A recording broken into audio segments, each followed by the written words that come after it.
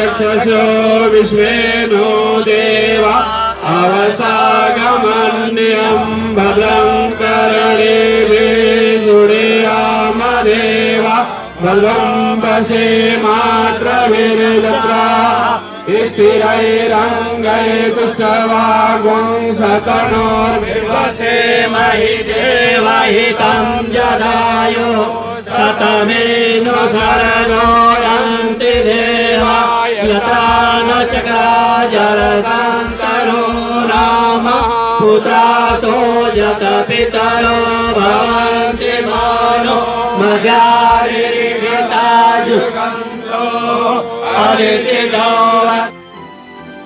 विभिन्न क्षेत्रों में उत्कृष्ट कार्य करने वाले व्यक्तियों को सामान्य जन समस्या निवारण मिशन द्वारा किया गया सम्मानित। पडरौना नगर के एक निजी होटल में सामान्य जन समस्या निवारण मिशन के ब्राह्मण प्रकोष्ठ द्वारा आयोजित सम्मान समारोह में 121 विभिन्न बोर्ड से हाई स्कूल एवं इंटरमीडिएट के छात्र छात्राओं, 71 कर्मकांड और पुरोहित कार्य करने वाले ब्राह्मण को अंग वस्त्र का किताब, जनेऊ आदि के साथ सम्मानित किया। वहीं इसके साथ ही सहकारिता क्षेत्र के निर्वाचित एवं अन्य क्षेत्र जैसे खेल, पत्रकारिता, सामाजिक संरचना में उल्लेखनीय कार्य करने वाले तथा सनातन धर्म के धर्म ध्वजावाहक के रूप में महंत योगेश्वर नाथ एवं डॉक्टर सुखदेवानंद सहित लगभग 305 व्यक्तियों को मिशन द्वारा सम्मानित किया गया। इस समारोह के मुख्य अतिथि कवि कुलगुरु कालिदास संस्कृत विश्वविद्यालय रामटेक नागपुर के कुलपति डॉक्टर हरेराम त्रिपाठी ने कहा कि अगर आपने ब्राह्मण परिवार में जन्म लिया है तो आपको संध्या पूजन अवश्य करना चाहिए, जिससे घर और परिवार में नकारात्मक ऊर्जा का प्रवेश नहीं होगा और सुख समृद्धि आएगी। विशिष्ट अतिथि शून्य बाल मुकुंद पांडे ने ब्राह्मण परिवार में जन्मे व्यक्ति को सीख देते हुए कहा कि ब्राह्मण के परिवार में जन्म लेने से ब्राह्मण नहीं, उसके अनुरूप आपको काम करना पड़ेगा, तब जाकर ब्राह्मण की पहचान मिलेगी। उन्होंने आगे कहा कि ब्रह्म सो जनाति ब्राह्मण, अर्थात जिसको ब्रह्म का ज्ञान है उसे ब्राह्मण कहते हैं। कार्यक्रम का संचालन अनूप मिश्र ने किया।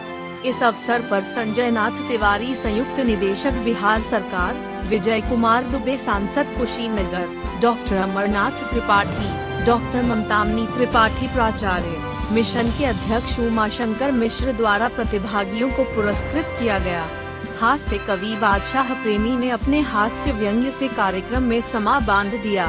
नगर पालिका अध्यक्ष विनय जायसवाल को भी मिशन द्वारा सम्मानित किया गया। अपने उद्बोधन में नगर पालिका अध्यक्ष विनय जायसवाल ने कहा कि यथाशीघ्र ही नगर सीमा के अंदर उचित स्थान पर मिशन के लोगों के सहयोग से भगवान परशुराम का मंदिर बनवाया जाएगा। मिशन के इस कार्यक्रम में अनिल कुमार पांडेय, संजय चौबे, पंडित अशोक तिवारी, सुभाष चतुर्वेदी, मनोज पांडेय, जयप्रकाश पांडेय, मुरारी पांडे, संदीप मिश्रा, मिथिलेश चौबे, पवन मिश्रा, प्रदीप पांडेय, कृष्ण कुमार मिश्रा, बचाई पांडेय सहित आदि कार्यकर्ता उपस्थित। जिसको बाद में लोगों ने ब्राह्मण कहा, ऐसे लोगों ने मंत्र के माध्यम से मंत्र को दृष्ट देख करके मंत्र दृष्टा के रूप में इस समाज को नहीं तो राष्ट्र को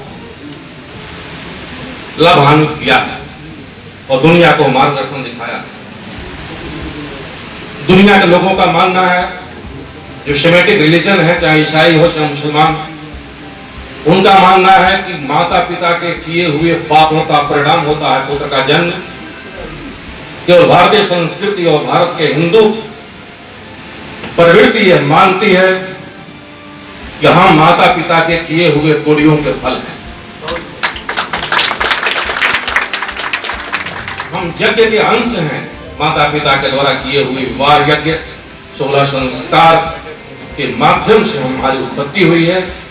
इसलिए हम जब माँ के गर्भ से पैदा होते हैं एक सामान्य मनुष्य के रूप में होते हैं, लेकिन जब हमारा सानिध्य आचार्य से होता है, गुरु से होता है, तो हम द्विज हो जाते हैं।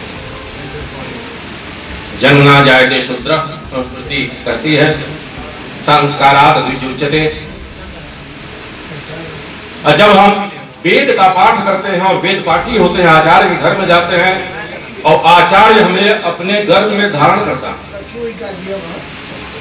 माँ के गर्भ से पैदा हुआ बालक जब आचार्य के पास जाता है तो आचार्य उसको अपने गर्भ में धारण करता है। और इसीलिए जब आचार्य के गर्भ से हम ज्ञान रूपी ज्ञान लेकर पैदा होते हैं तो हमें द्विज कहा जाता है, क्योंकि हमारा दूसरा जन्म होता है। अरे द्रष्टव्य है, सोतव्य, मंतव्य है, ज्ञापितव्य है। अरे मैत्रेयी, आत्मा का दर्शन करना चाहिए। शरीर के अतिरिक्त इसमें एक जीवात्मा है, उस जीवात्मा का दर्शन करना चाहिए, फिर वह मरण करना चाहिए, फिर विधि ध्यासन करना चाहिए। आए वो कैसे हम करेंगे? श्रोतव्य श्रुति वाक्यभ्यः, मंतव्य चोपपत्तिभिः, मत्वा च सततं ध्येयम्, एते दर्शन हेतवः। इस शरीर में जो आत्मा है उसको समझने के लिए जो उपनिषद वाक्य है, जो आत्मा के अनुकूल जो उपनिषद वाक्य है, यतो वाक्य मानी भूतानि जायन्ते, ये आपके शरीर में विद्यमान जो जीवात्मा है वो सामान्य नहीं है, वो व्यापक है। जतो वाक्य मानी भूतानि जायन्ते, ये पंच महाभूत उसी से उत्पन्न हुए हैं, उसी में स्थित हैं और उसी में लय को प्राप्त कर। तो ये अब देखिए जागवल के विषय मैत्री का जो संवाद है, हमारे शैक्षिक समाज ज्ञान की एक आधारशिला। इसे ये आप स्वयं जानेंगे, जितना पुरुष का महत्व है उतनी मातृशक्ति का भी। देखिए मैत्री मातृशक्ति आत्मा के स्वरूप को बताने के लिए उपनिषदों में 4 महावाक्य हैं जो ब्राह्मण के लिए अवश्य है। दूसरी बात, इसके पहले आप जानेंगे कि वो जो ब्रह्म तत्व को जानने के लिए सबसे पहले देखिए ब्राह्मण शब्द का अर्थ है ब्रह्म जानाति, ब्राह्मण जो ब्रह्म को, उस आत्मा के स्वरूप को जानता है वो ब्रह्म है, ब्राह्मण है। क्या आप एक सामान्य जन समस्या निवारण मिशन से आप चल रहे हैं, पहले पहचानिए क्या अपने कर्तव्य को आप कर रहे हैं। स्वयं ये पुस्तक देख करके हमें बहुत प्रसन्नता हुई। प्रतिदिन इसी पुस्तक से द्विज के लिए सबसे पहले है, द्विज के लिए संध्योपासन करना चाहिए। वेदांत सारे ग्रंथ में आया है कि जो द्विज, जो ब्राह्मण प्रतिदिन संध्या वंदन नहीं करता है, प्रत्यावाय साधनानि संधना वंदनानि, वो पाप उत्पन्न होता है। उस पाप उत्पन्न होने से हमारे चित्त कलुषित होते हैं और उसमें क्रोध, लोभ, मोह, भय, ईर्ष्या उत्पन्न होते हैं। ऐसे ही जैसे शहर में 1-2 टापर हुआ करते थे, जनपद में 1-2 टापर, 2-4 टापर हुआ करते थे, और आज शिक्षा का इतना महत्व इन प्यारे बच्चों ने समझ लिया है कि हर मोहल्ले में 2-4-10 टापर निकल रहे हैं। ये बहुत अच्छा सौभाग्य हम सभी का है कि हर मोहल्ले में टापर है, और कितने अच्छे ढंग से अपनी पढ़ाई को, कितने अच्छे तरीके से ये सोचते हुए कि मेरे माता जो सुबह भोर में उठकर उसे, उनकी माँ को ये जानकारी है कि मेरा बेटा 7 बजे स्कूल है तो मुझे 5 बजे उठना है, उस बच्चे के भोजन बनाने के पहले घर की साफ सफाई भी करना है, स्नान ध्यान पूजा पाठ भी करना है, उसी के साथ उस बच्चे के पिता को ऑफिस जाने की भी तैयारी करवानी है। तो ऐसे तमाम ऐसे कार्यक्रम करके और माता पिता जिस तरह बच्चों का पालन पोषण करके उनको अच्छी शिक्षा देने के लिए जिस तरह से कार्यरत है, निश्चित रूप से भारतीय जनता पार्टी के वरिष्ठ सुप्रीमो मालवीय जी, श्री राधे श्याम दीक्षित जी, और सामाजिक क्षेत्र में गिनती से भी ज्यादा जिनका साथ कार्यक्रमों में एक संचालक, कुशल संचालक के रूप में मिलता है, श्री अनूप मिश्रा जी, सभागार में उपस्थित सभी हमारे समाज के वरिष्ठगण, युवा साथीगण, पार्टी के सभी जिम्मेवार पदाधिकारीगण,